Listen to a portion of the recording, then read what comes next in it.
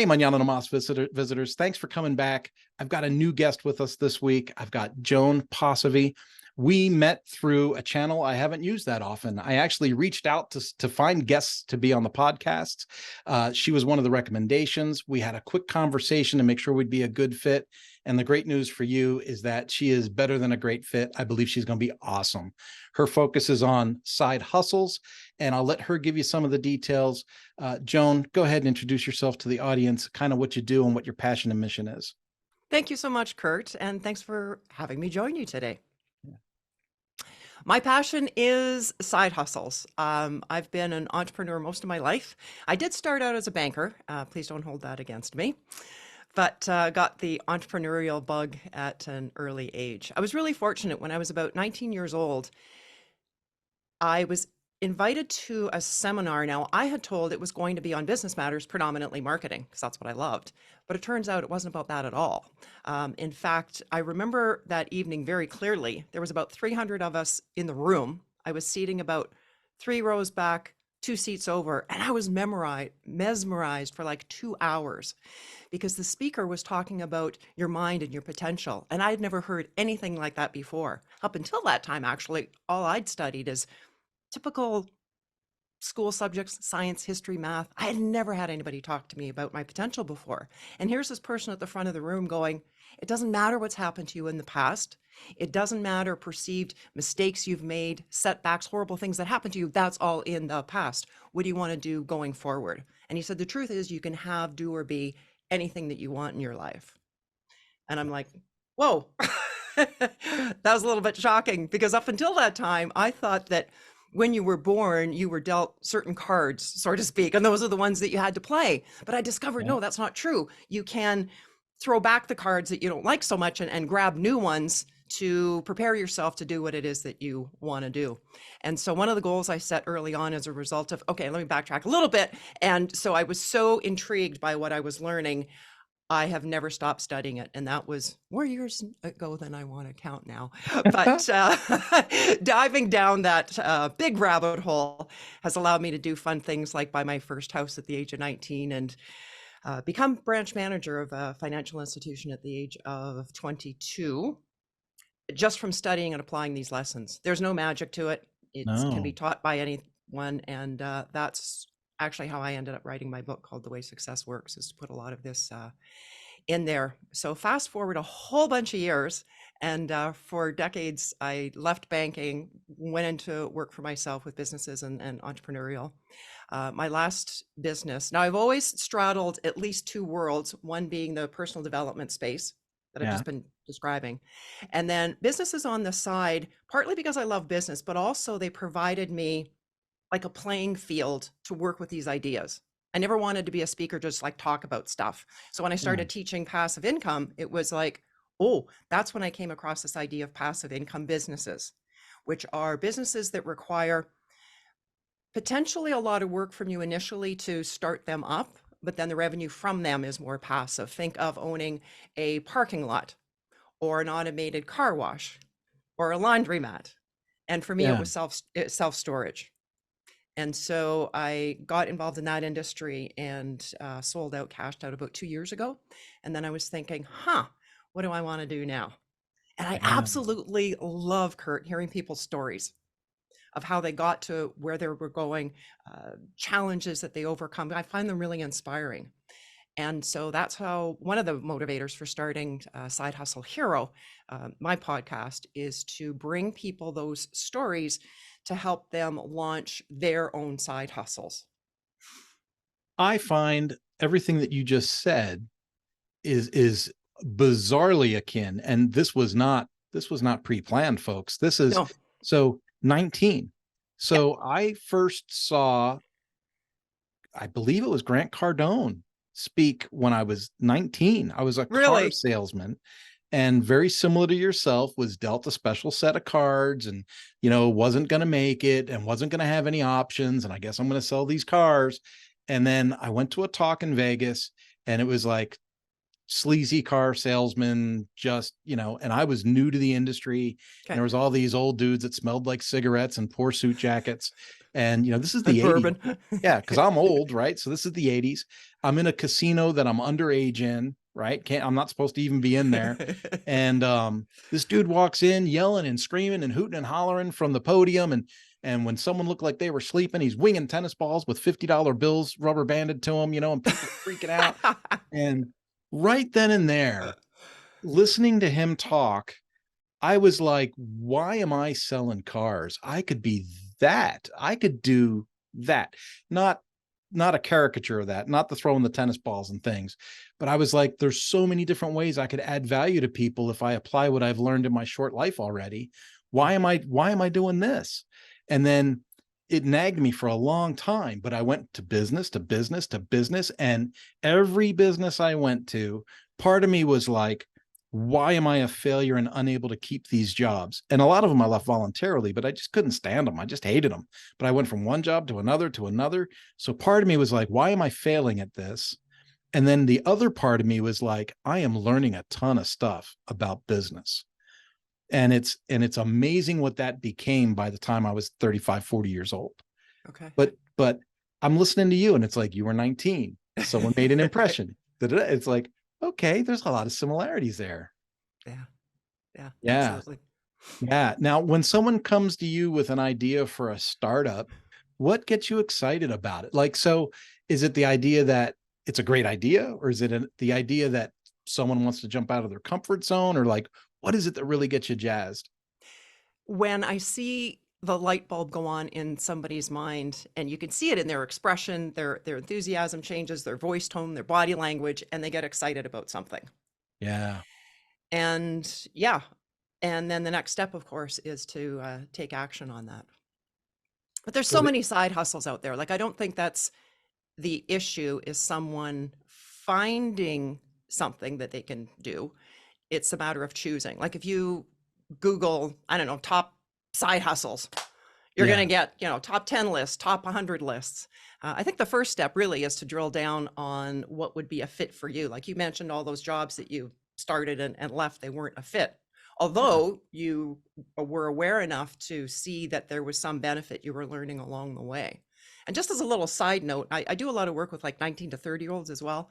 I love that age demographic. And I say to them, if you are in a job that for whatever reason you're not stoked about, you're not excited about, at some level you're choosing to be there. So while you are there, give it all you've got, Yeah. because you never know what opportunities are going to arise. Like one tip from, I mentioned very young, I was a branch manager, the president of the company at the time, he gave me a bunch of good advice. In fact, I wrote, I think about 2 or 3 pages on what I called tips from Con in my book. And one of them, he said to me, always be on the lookout for good staff, even if you don't need to hire them right away.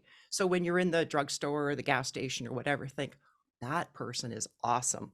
I'm going to come back and steal them if I ever have to hire. So back to my point about give it your best wherever you're at. You never know who's watching you, and come back around with a business opportunity or business idea. I Yeah. echo that so much. People would say to me, why do you go? So when I was in the automotive industry and I ran service departments, I would hire people from the most unlikely of places, and peers in the industry would look at me and go, dude, what are you doing? They don't have their ASE certification. They don't have this, they don't have that.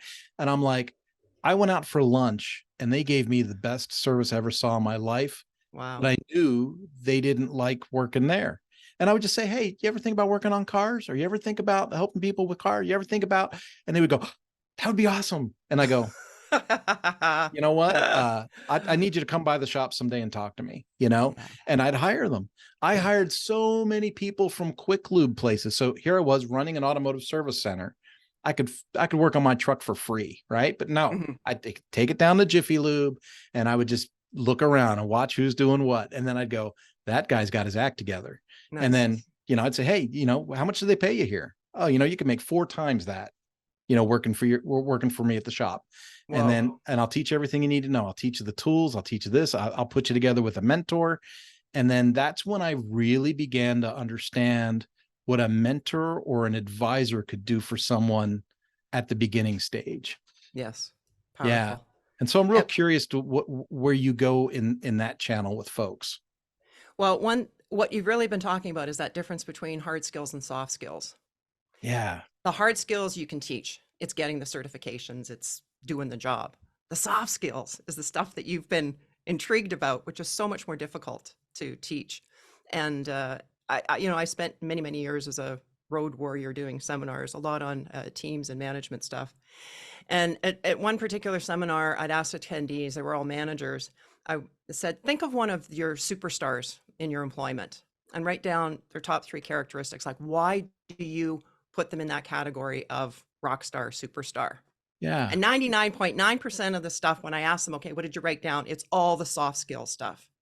It's the attitude, it's the teamwork, it's the perception of your customers and colleagues. Of course, the hard skills training, the technical side is required, but you Yeah. can train for all that. So it's like, give me somebody with a great attitude, I can teach them the other stuff, just like you were doing going to Jiffy Lube. Yeah. Yeah.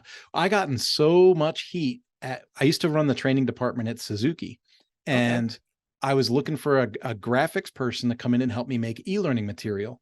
And I started interviewing, and I would go to HR and they would say, oh, well, no one met these skills or no one met that skill. So that's why we haven't referred anyone to you. I'm like, well, now I got to go find them myself. And I spoke to a woman named Michelle, and she listens to my podcast. So now she'll be happy because I mentioned um, Michelle was brilliant, didn't know a dang thing about motorcycles, but man, she came in with like a portfolio. Like, this is some of the art that I've done. This is some of the things that I've done. I'm familiar with this software. I'm familiar with this. I can do this if you teach me how. And she was just like, and we're not the same personality type at all. I mean, she Okay. drove me a little crazy, if I'm honest. But I said, oh, this is who I want to hire, Yeah. and management and vice presidents and coworkers were like, she doesn't know anything about motorcycles. We could hire a mechanic and teach them how to use computers, but this, and I was like, you guys got it backwards. You guys have it so backwards. If we hire someone that is teachable, that is trainable, that has a positive attitude and knows how to use the equipment and the software, we can teach them about motorcycles. Mm-hmm. Right? Yeah. Like, you guys have it backwards. If we Yeah. immerse them in a motorcycle centric environment, they're going to pick that up. Yes. And sure enough, I still work with her to this day, even though I don't work with Suzuki. She loves Suzuki. I love Suzuki. But to this day, I call on her for certain tasks because she has this rare ability. I can speak to her and she Yes. can make it visual. Yeah. And I don't know how people do that because I'm graphically illiterate. But it's one of those, and she's gone out on her own and done amazing things Nice. since. And I think we've rubbed off on each other in that way. She kind of got Yes. that, self-help chutzpah from me. Yeah. And, and I got that kind of, we can interpret things differently from her. Mm-hmm. Yeah. Yeah. Nice. Yeah. Give me a success story. I'm going to put you on the spot. Give Okay. me someone that came to you with like a side hustle idea. And initially you thought, oh boy, this guy's off the mark. And then it surprised you. Do you have one of those? Let's Without mentioning see. their name or putting One them on the that spot or getting sued. no, no. Oh, I can certainly what's flooding my mind is so many of the guests that I've had on. Like there's one side hustle that like I absolutely love the self-storage business. It's a great business model for so many reasons. However, to get involved in it today, it's quite capital intensive, when Yeah. you're talking land and buildings. But one side hustle that really flies under the radar because it's not sexy, people don't notice it, but it's picking up trash at industrial buildings, commercial buildings early in the morning before they open.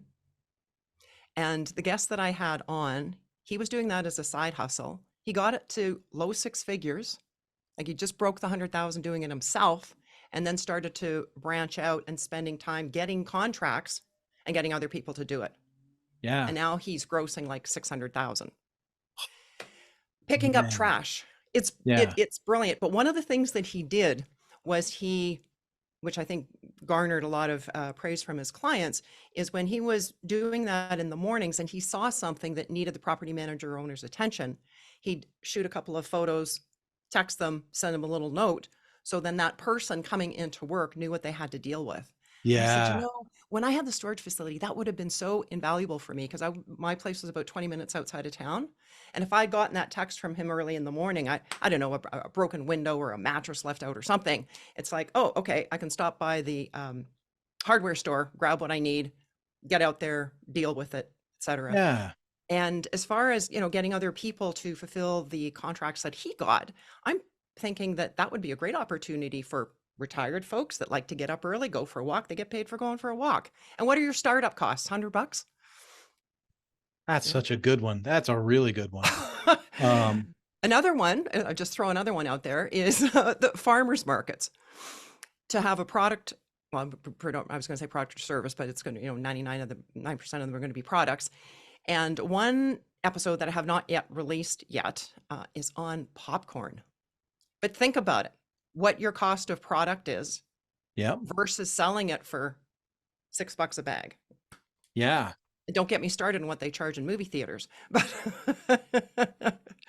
and with something like a farmer's market, you're not signing a long-term lease where you've got that big commitment. Yeah. It's week over week or month over month, maybe, but not long term.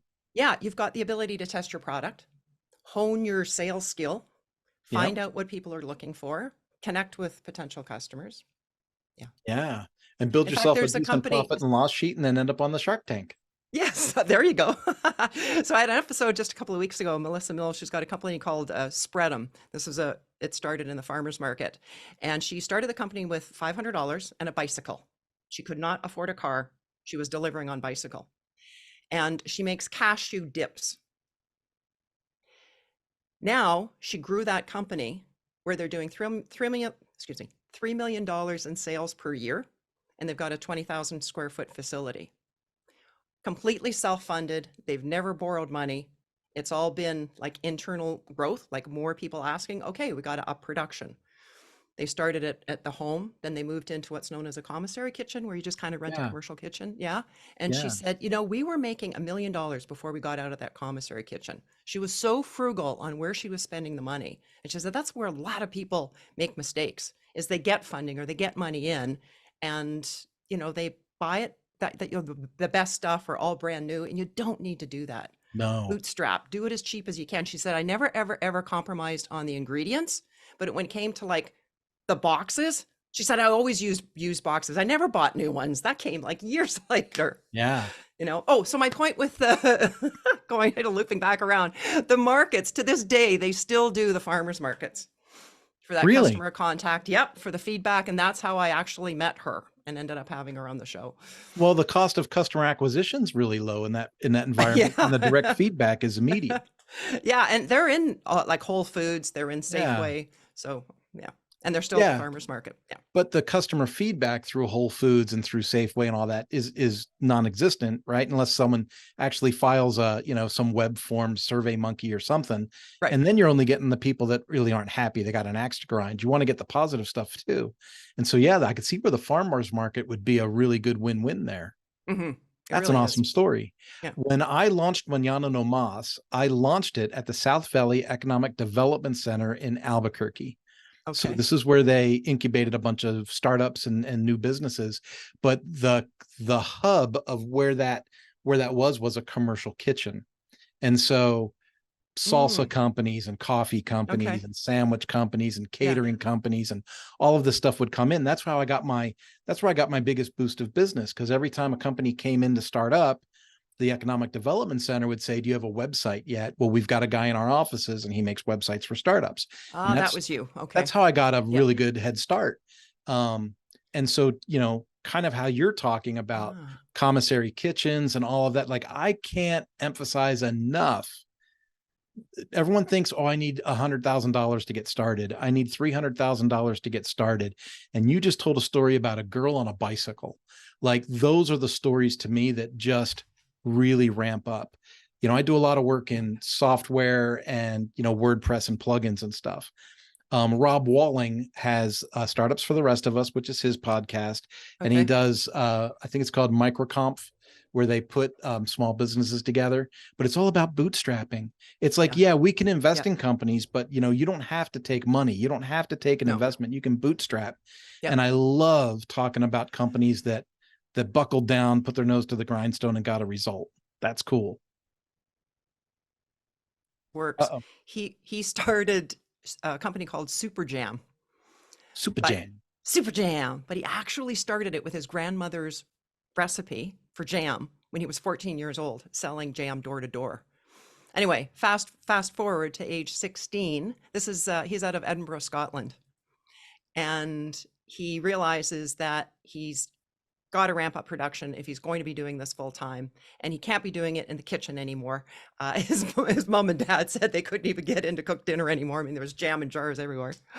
But to get into a factory, I mean, that's big bucks. And at this point, he's 16 years old. He can't get a loan. The parents can't fund it. And most people at that point would say, well, I can't because I don't have the money. Yeah. And unfortunately, that stops a lot of people. But getting cash in hand is only one way. And if we say, I don't have the money, I can't do it, then we're dead in the water. But he Yeah. focused on, okay, there's all these reasons why I can't. But you know what, Kurt, there's always ways on how we can. And that's how he focused. And he literally went door to door on the phone, email, all these different factories trying to get somebody to upfront the cost, basically to buy into his dream. Yeah. All through the UK, Scotland. All of them said no, except one. But that's all he needed. Yeah. Just takes And one. because it was like, I think it was around 50,000, 60,000, something like that, when you consider the jars and the product and all that sort of stuff to get in there. And then got into Waitrose. Waitrose. It's a big deal over there. They have a royal warrant to supply the queen and all that out there. And anyway, there's so many things that he did and so many roadblocks that they told him no, but he figured out a way around it. Well, some of the best stories are the not accepting the no. Mhm. Right. So, Yeah, that you go all the way back to Edison for, the famous story about how long it took to make a light bulb. right. But it's so easy to say, I can't do that. When I was in third grade, and I've said this on multiple shows, so bear with me, audience, if you've heard this before, but friends would ask me, what do you want to do when you grow up? Like, what's one thing you want to do when you grow up? And teachers would ask, what's one thing you want to do when you grow up? And I always say, I want to write a book.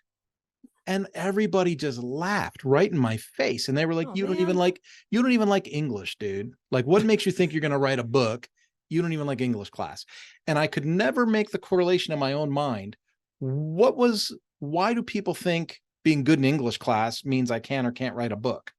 Like, I Right. never understood that. Right. And I was like, Mm. I don't Good, know good. where, I'm glad.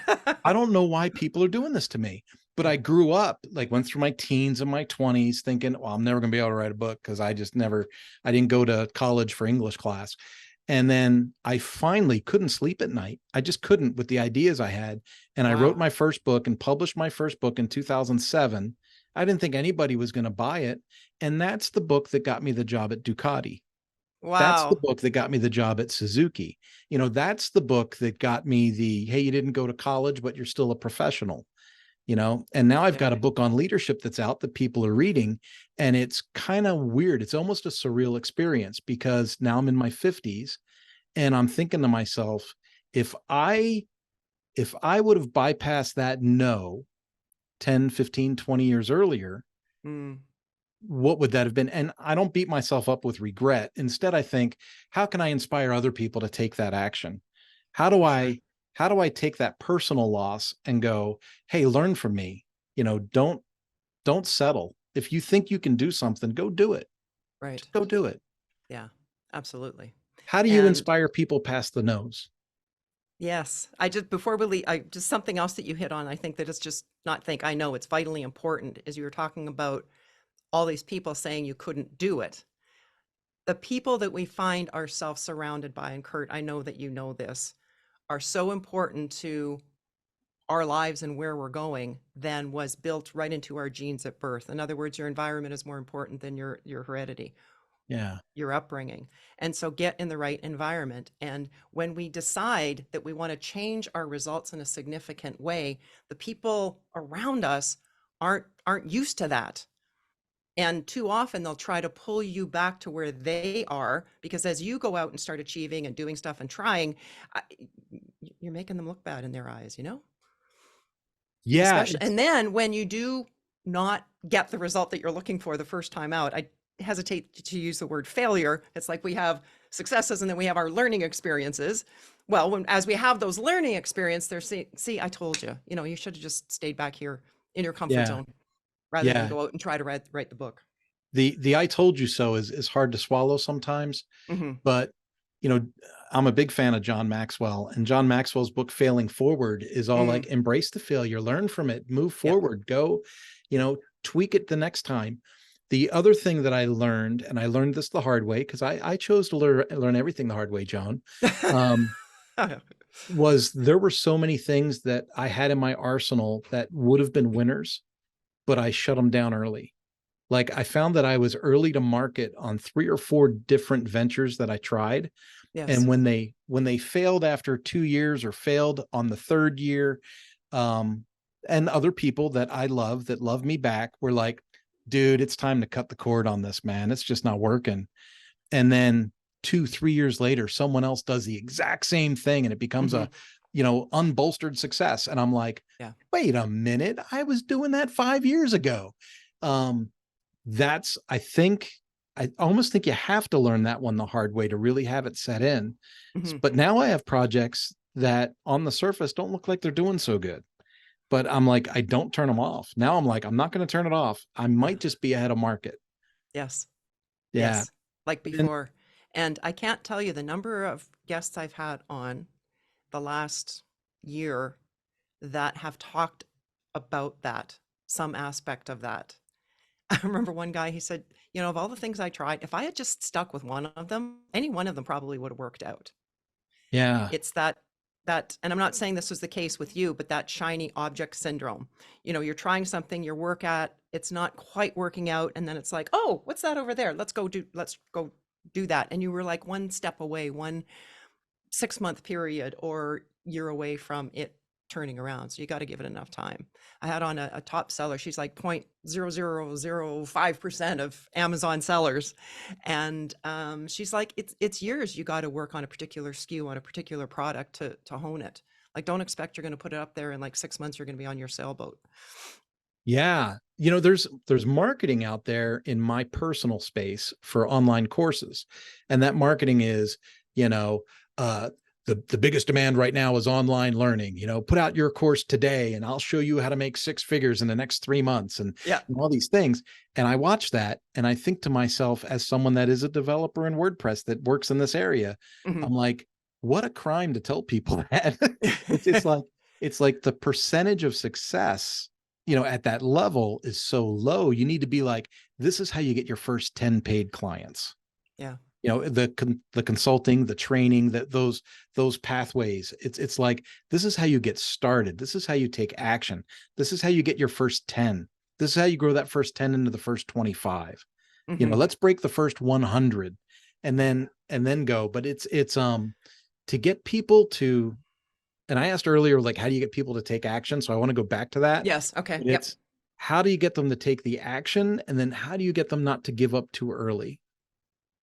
It's For it's Yeah, for myself with the podcast, because, and again, you're probably familiar with this,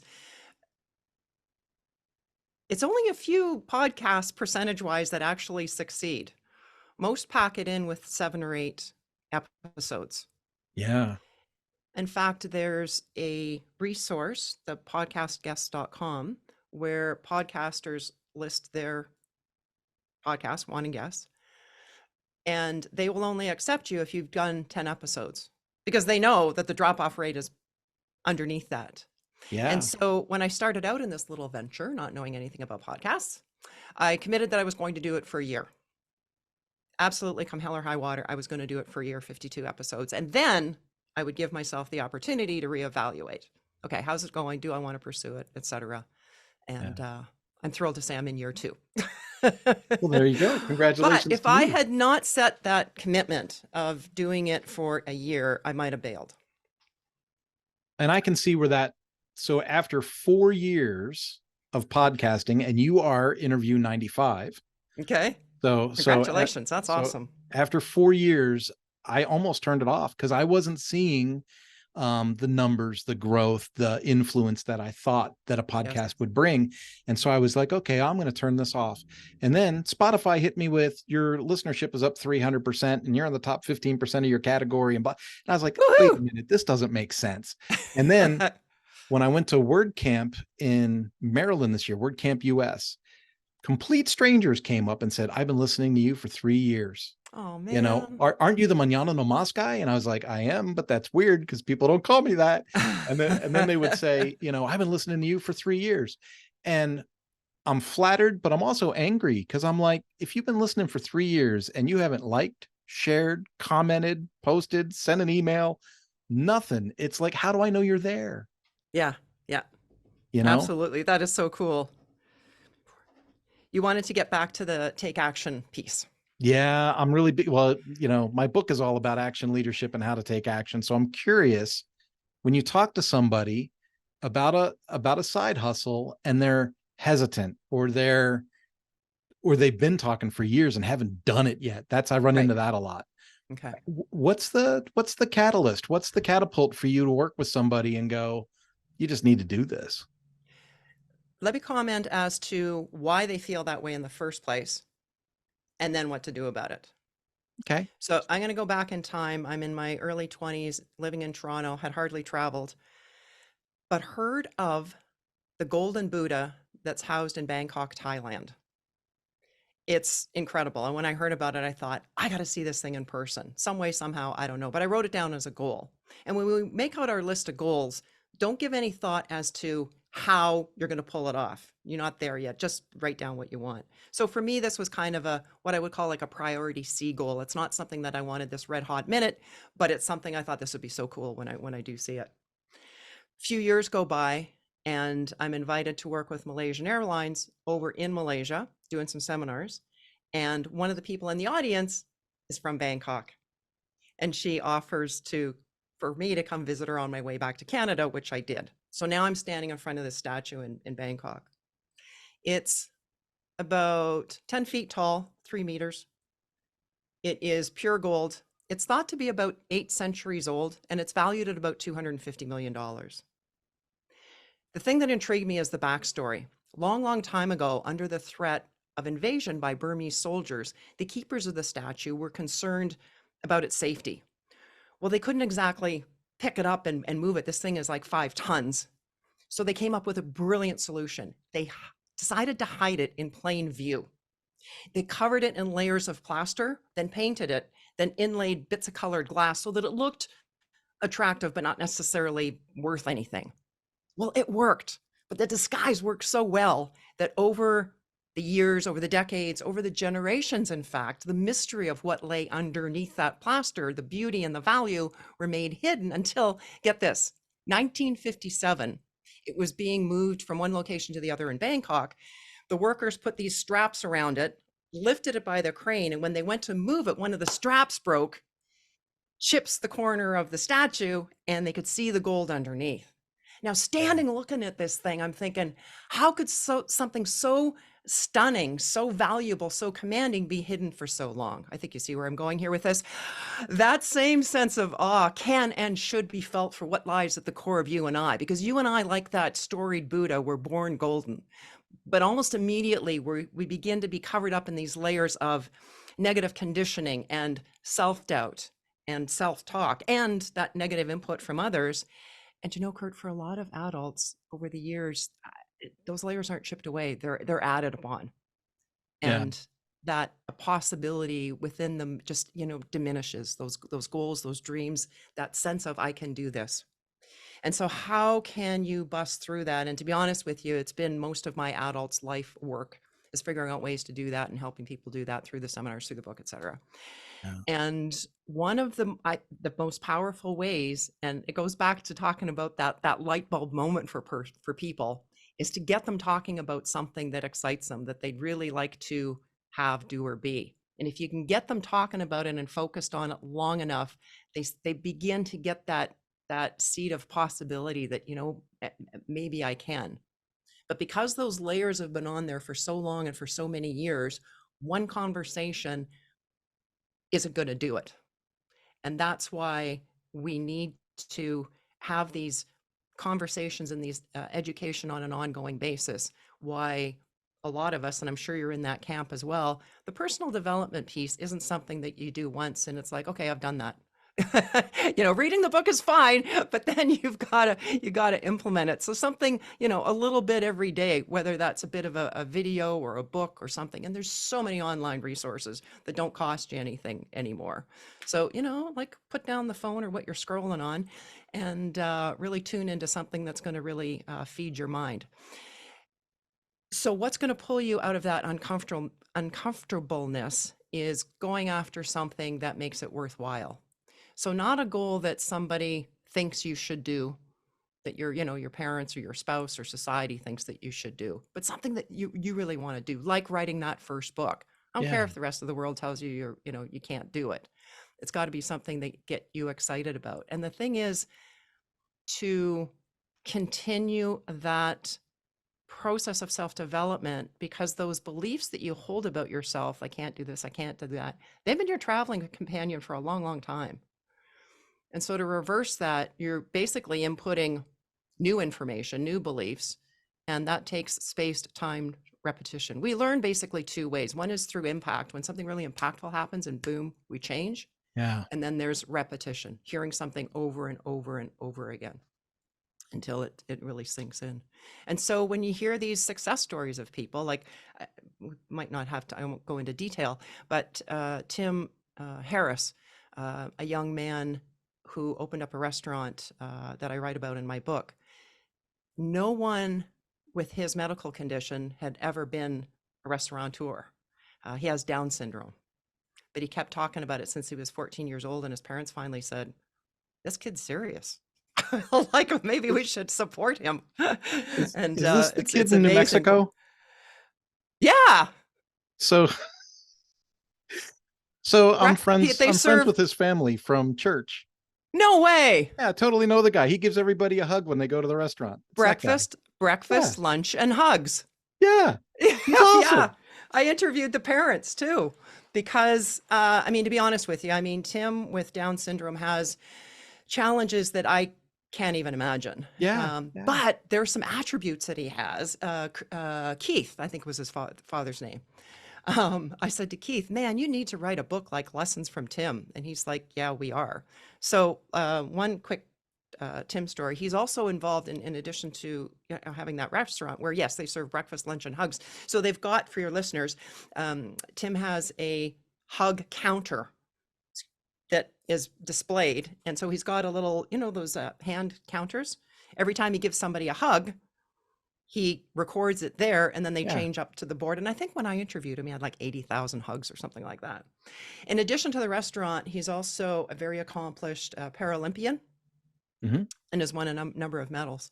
And at one point, this was at President Obama's, one of his terms, invited a lot of the Paralympians to the White House to celebrate this luncheon. Well, the invitation came, and Keith and Jeannie, I believe is her name, got the invitation for Tim and them to go to the White House for this luncheon. They were so excited. So they go down to the restaurant to meet Tim. And immediately Tim's like, oh, I'm going to get to hug the president. and the parents are like, Tim, you just can't run up to the president of the United States and give him a hug, like their Secret Service and their security. But Tim just locks into an idea, and it's like, I don't know how I'm going to do it, but I'm going to do it. So anyway, so they're at the luncheon. There's 100 people in the room. President Obama's at the front. He's got these little cue cards with little notes on it for all the Paralympics attendees. And he gets to Tim. And President Obama says, hey, Tim, it says here that you have a restaurant and you serve breakfast, lunch, and hugs. I didn't get a hug. What's up with that, man? Tim didn't miss a beat. He jumped out of his chair, ran up to the stage, gives Obama a big hug, and says, I love you, Obama. And Obama says, I love you back, Tim. It was, quote, the hug scene around the world. It was in 31 international newspapers. And when I'm sharing that story from the stage, the next slide that I show is a picture of Tim on stage hugging Michelle Obama. That was about a year and a half earlier, or excuse me, later for another event. So, yeah. just that story alone, like I'm thinking that if somebody wants to open up a restaurant, because I mean, there is a big failure rate, and they see that and they think, "Oh, I can't do it." And then they read that story and they think, oh man, if Tim can do it, like I need to get my act together and start. And I Yeah. mean, you don't have to open the restaurant tomorrow. You don't have to start the side hustle tomorrow, but there is something that you know that you could move the needle forward a little bit right now. Some kind of action, something, Yeah, you like know, if you've got a big goal, you're not going to know all the steps to it because then it's really not a big goal. It's more like you're writing down a to-do list. You know what I mean? yeah. But if you've never owned a restaurant before and that's what you want to do, it's like, I don't know how I'm going to pull that off. Well, where do I start? Um, And for each person, it's a different starting point, but there's got to be yes. that forward momentum. There's got to be, 21 irrefutable laws of leadership. Momentum's one of them. You've Hmm. got to get something going. Yes. I interviewed someone that has a string of very successful cookbooks. And at one point she wanted to do bottled sauces out of one of the recipes because people were asking them for her. And she didn't have a clue how to do that. That was her first step, was Googling, how do I bottle sauces? Oh, You start. Joan, I could talk. You and I have a dangerous feeling that you and I could probably get in a room together and just bother everybody else because we'd never shut up. I Um, think so. I thank you so much for coming to the show, and I want to value your time. If our readers or listeners want to get, because this will be on the blog post as well. So if our Okay. readers or listeners are like, man, I got to get in touch with Joan. I got to figure out how I take the next step. What does that look like? What's the best way to get in touch with you? Probably the best way is sidehustlehero.com. Nice, nice. And then just to give someone further inspiration, Mhm. what's like the perfect example of someone getting in touch with you that has a dream or a goal, like a side Like hustle thing? the makeup of them or an Yeah, yeah. example or What's what? what's the best position someone could be in to get in touch with Joan? Oh, like the reason behind it? Yeah, Reason behind it. That they know that there's something bigger out there for them. They either don't know what it is or they do know what it is and they don't know how to take the first step or they're scared to do so. I love that. I knew you'd come through with an awesome answer on that one. Folks, that is a wrap. This is Joan Posivy. I really encourage you to reach out to her. All of the contact links are going to be in the show notes. And with that, Joan, let's say goodbye to the folks. Thank you so much, Kurt. Thanks, everyone.